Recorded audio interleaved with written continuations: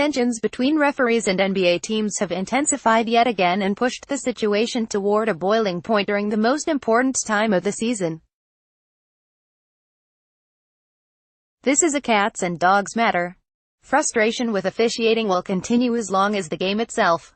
But the escalation over the past month has been damaging and, in some ways, disappointing. Stephen Curry pointing into an official's face after hitting a game-tying shot. DeMar DeRozan heaving a ball across the court at a referee and having it sail into the stands. Brooklyn Nets general manager Sean Marks crossing every line and entering the referee's locker room after a playoff loss to protest a call. These have happened in just the past few weeks. There were more, but I'm specifically bringing up Curry, DeRozan and Marks because they are all high-character people with excellent reputations and a history of good leadership. All of the incidents were unacceptable not just for the actions, but for the example they are setting for their own teams. 2019 NBA playoffs. Find everything you need to know about the opening round of the playoffs here. NBA playoffs mega preview, schedules, matchups and more. Biggest surprises and disappointments. Harden is breaking the plan to stop him. The officials, no doubt feeling cornered, or pushing back. There have been 11 ejections already in this postseason. Certainly this total was padded because of the intensity in the Nets-Sixers series, but the officials are on pace to smash the record for most ejections in the past 30 years. There were just 3 in all of last year's playoffs. Each case is different. Some ejections have been for flagrant foul twos, meant to protect players, but the numbers suggest referees are on a bit of an edge. These are warning signs. If this keeps up, it could lead to a black eye for the league. The Golden State Warriors and Houston Rockets might be on the verge of the most important playoff series of the year, and both teams have a long history with officials. Scott Foster, the referee who rates among the best in the game and has a long, tense history with the Rockets and Chris Paul, is probably going to work in the series. It was also Foster at whom DeRozan chucked a ball last week. If a playoff game or series goes sideways because of a player-referee tiff, there are no winners. The way Marks, for example, was cheered by his coaches, players and even his team owner for actions that clearly breached the line is exactly the point. There are plenty of ways to express displeasure and make some sort of stand for your organization without acting so irresponsibly. What's the next step? Confronting the officials on the court. It's not just Marks. Warriors coach Steve Kerr has become the NBA's conscience, using the capital his immense success has provided to become an activist for causes within the league and outside of it. He is one of the most valuable and powerful voices in American sport. The NBA is fortunate to have him. Just this past week, Kerr used his influence to warn of the danger Russell Westbrook's dismissive tone in interviews could have on the league's popularity. Yet Kerr seems to have a blind spot when it comes to officiating. Not only does he often lose his compass with officials, saying things and acting like he never would in any other setting, Kerr also has allowed his high-profile team to run amok in this space. The way the Warriors treat officials at times has been unfitting of their place in the history of the league. This is an organization that does practically everything the right way and admirably, which makes this flaw all the more disheartening. Absolutely, the Warriors have gotten the raw end of whistles. A couple of the calls that triggered an outburst by Curry and some of his teammates in Minneapolis last month were frustrating to handle in the heat of the moment. It might be one of the reasons the official at the center of the issues that night, Merritt Kogut, was left off the 36-referee playoff roster. But for progressive leaders of a progressive team in a progressive league, they are leading the charge backward in this important area. In no league, in the U.S. at least, are the referees treated as poorly by players and coaches as they are in the NBA? Is it a point of pride for the NBA that coaches feel there's an advantage within games to outrageously protest calls in order to influence future ones? No. Is it a great sign that sometimes players and coaches purposely attempt to get technical fouls for strategic purposes? No. is the annual right of coaches and players plotting public comments to draw fines post-game, to the point where sometimes there are organizational meetings prior to news conferences to discuss it, and influence the next game. A good trend? No. The Hoop Collective podcast, Brian Windhorst and guests discuss the inevitability of another Warriors title and much more. Listen now. I've talked to people across the league about this issue.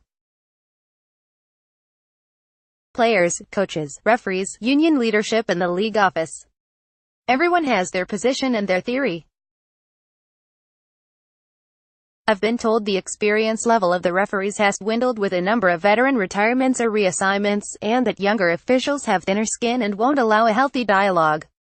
And a couple more of the top officials are planning retirement or transfers after this season, by the way.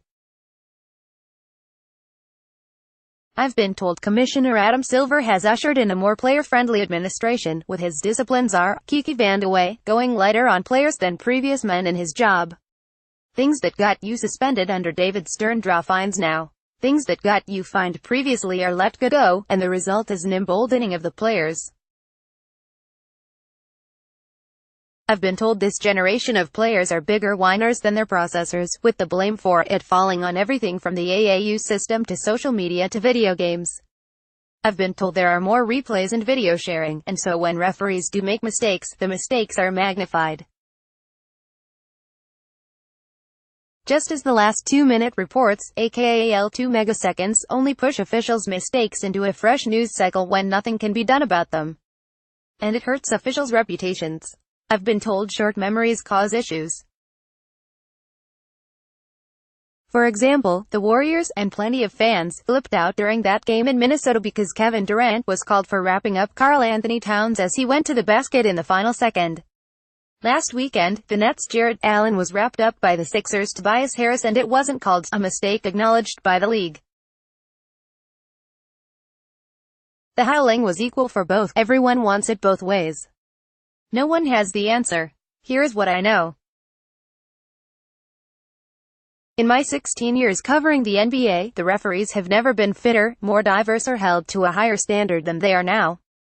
And I've never seen as much acrimony as is going on. Clearly, this is complicated. Obviously, the stakes are so high that reasonable people are driven mad by these subjective decisions. This is a real problem. I don't know what the answer to it is. There are a lot of experienced people who have been working on it. What I do know is it's going to take some leadership to dial this down, and I'm not seeing a whole lot of that right now. This has been a lost decade for the Phoenix Suns. Everyone knows this. After firing another coach, Igor Kokoskov, the wound is reopened again. But for the sake of the Suns fans, let's pass on the preamble about Kokoskov having no point guard and a super young team and being totally hung out to dry, and instead note that there's another story developing here. Instead of rehashing the Suns' draft mistakes, let's look at what they do have. That is two really good young players in Devin Booker, who is an unnamed all-star because he's smothered by a dysfunctional franchise, and DeAndre Ayton, who put up numbers this season that would have won him Rookie of the Year in many seasons past. Their books are clean. Even with Booker's max salary coming on next season, they have good salary cap space to work with. If they elect to re-sign restricted free agent Kelly Oubre, they still have good flexibility in the summer of 2020 as well. And on May 14th, they are there with the Cleveland Cavaliers and New York Knicks with the best odds to get a top lottery pick that could add a third potential star to that group. Meanwhile, they hired Jeff Bauer, a highly respected veteran with a long list of contacts, to run their front office with James Jones, a highly respected former player, settled as the GM, amid all the broken promises, false starts, self-inflicted wounds, ownership gaffes and, in a more recent development, alleged bribes to politicians. It's hard to genuinely say that maybe now is when the Suns finally have a real chance to turn it around. But here we go, with these few bright spots, including rookie Mikal Bridges. At least, you can see how they are set up for it. Top coaching and front office talent has avoided the Suns because it's been a career graveyard, which is why firing Kokoskov was risky. But it's possible the young stars plus Bowers and James's connections could at least give them a reasonable chance of getting someone in with the chops to change the culture. Phoenix is a slumbering basketball market. The league is a better place when the Suns are good. For decades, they were, and someday it will wake up. Some believe it will be after Robert Sarver sells. But there's a flicker there, you can see it. Giannis Antetokounmpo has hammered the Celtics over the past 2 seasons individually. He averaged 31 points and 11 rebounds this season after putting up 30 points and 10 rebounds last season. In last year's 7-game playoff series, he averaged 26 points, 10 rebounds and 6 assists and shot 57%. Obviously, part of Celtics coach Brad Stevens' game plan is to let Antetokounmpo go to a certain extent and try to slow down the supporting cast. Chris Middleton, for example, shot 37% against the Celtics this season and got to the free throw line only 5 times in 99 minutes as Boston homed in on him. This stage is set for this postseason to be Antetokounmpo's explosion onto the scene, and he's already off to a stirring start in smashing the Pistons in the first round for his first series victory. If the Celtics stick to their past strategy, these next 2 weeks are there for him to have a transformative series.